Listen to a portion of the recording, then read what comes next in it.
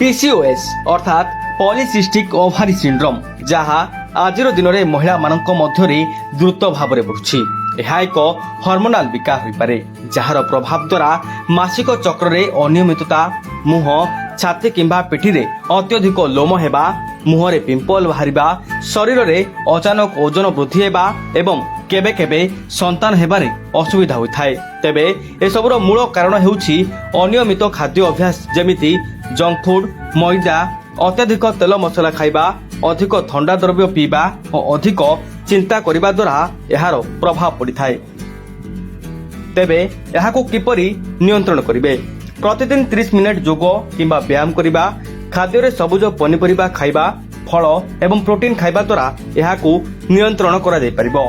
Junk food, cold drinks, मैदा और मीठा खाइबारु दूरेइबा एवं ठीक समय रे डॉक्टर को परामर्श नेबा द्वारा एहाको प्रतिरोध मध्य करा जाय परिबो। तेबे पीसीओएस को नहीं कोन कहउचंती आयुर्वेदिक विशेषज्ञ आसंत करिबा। नमस्कार, मो डॉक्टर शिवानी दास, गोपबंधु आयुर्वेद महाविद्यालय पुरी प्रसूति तंत्र और स्त्री रोग विभाग रे असिस्टेंट प्रोफेसर हिसाब रे काम करछि। तेबे आज हमें जानिबा पीसीओडी बा पीसीओएस विषय रे।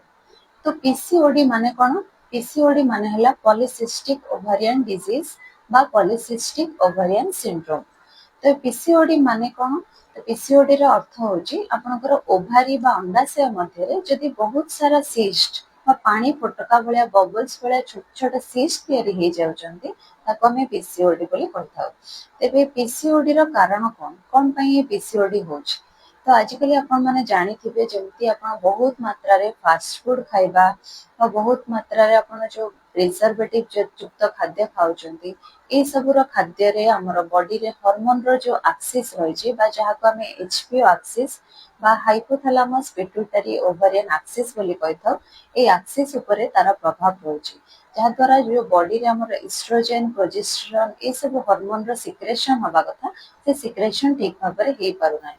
तेबे आपनकर लाइफस्टाइल बा डाइट ऊपर पीसीओडी रो कारण मुख्यतः निर्भर करिथे। जदि आपण लाइफस्टाइल और डाइट ठीक रखुचंदी ताले पीसीओडी बा पीसीओएस रो समस्या मुख्यतः देखा जाय न थाए।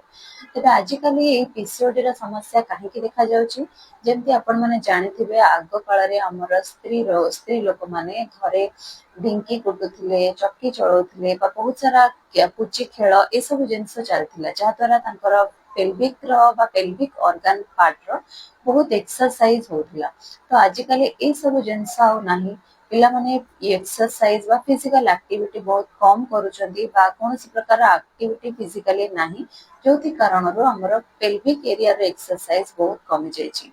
तेबे आपण ए सब एक्सरसाइज बा पेल्विक एक्सरसाइज मुख्यतः करि परंती जहा द्वारा आपनकर पेल्विक पार्ट रो एक्सरसाइज द्वारा हार्मोन रो जो प्रक्रिया रहिछि, हार्मोन रो जो संतुलन रहिछि ता आपनक बॉडी रे ठीक भाबरे रहि परिबो।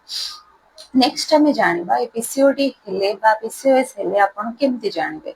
यदि आपण अनमैरिड अछंती बा विवाह हे नहीं ताले आपनकर ऋतुस्राव जन्य समस्या देखा जाय पारे।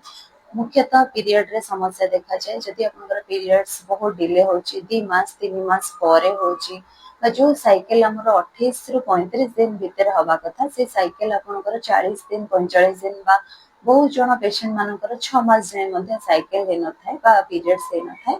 आ केते जनक मध्ये रे ओजन बढ़िबा बा ओबेसिटी हमें कहथौ मुख्यतः ओजन रो वृद्धि हे थाए।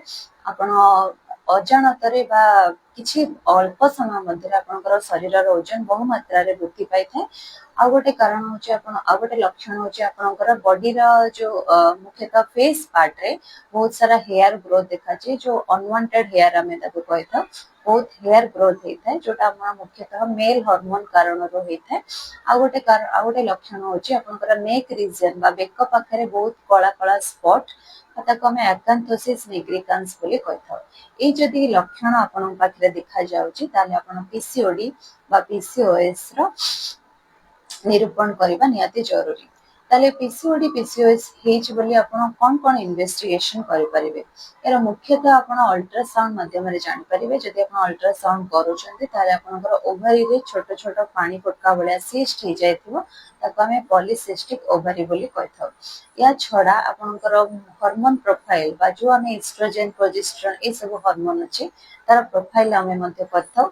ए हार्मोन रो लेवल आपनका बॉडी रे जदि असंतुलन अछि बा हार्मोन रो लेवल आपनकर किछ असुविधा अछि ता द्वारा मध्य आपनकर पीसीओडी बा पीसीओएस हबार समस्या देखा जायଥାଏ यदि आपण मैरिड अछंती ताले आपनको कौनसी भाबरे समस्या देखा जाय बा इनफर्टिलिटी रो प्रॉब्लम ही थाए तो पीसीओडी कारणରୁ ए सब जिंस आपनको क्षेत्र रे देखा जाय पारे तो आयुर्वेद रे हमें पीसीओडी और पीसीओएस रे कोन करि परिबा तबे आयुर्वेद उपाय रे जदि हमें चिकित्सा करबा को जिबा मुख्यतः हमको बॉडी को आग शोधन करा जाय बा बस्ती विरेचन पंचकर्म माध्यम रे हमें बॉडी को प्रथमतः शोधन चिकित्सा रे हमें दोष को निवारण करथा ଏହା ଛଡା ଆମେ କିଛି ସମନ ଔଷଧି ଦେଇଥାଉ ଯେମିତି କି ଆମର ବହୁତ ସାରା ମେଡିସିନ୍ସ ରହିଛି ହର୍ମୋନ କୁ ଠିକ ରଖିବା ପାଇଁ ସେ ସବୁ ମେଡିସିନ୍ସ ଦ୍ୱାରା ଆପଣ ଆୟୁର୍ବେଦରେ ପିସିଓଡି ର ଚିକିତ୍ସା କରିପାରିବେ ତା ଛଡା ଆପଣ କିଛି ଘରୋଇ ଉପଚାର ମଧ୍ୟ କରିପାରିବେ ଯେମିତି ଆପଣଙ୍କର ଘରେ ହିଙ୍ଗୁ ଥିବ ଧନିଆ ଥିବ ଜିରା ଥିବ ବା ମେଥି ଦାନା ଥିବ ଏଇ ସବୁ ଜିନିଷ ଆପଣ ମିଶେଇକି ରାତିରେ ଭିଜେଇ ଦେବେ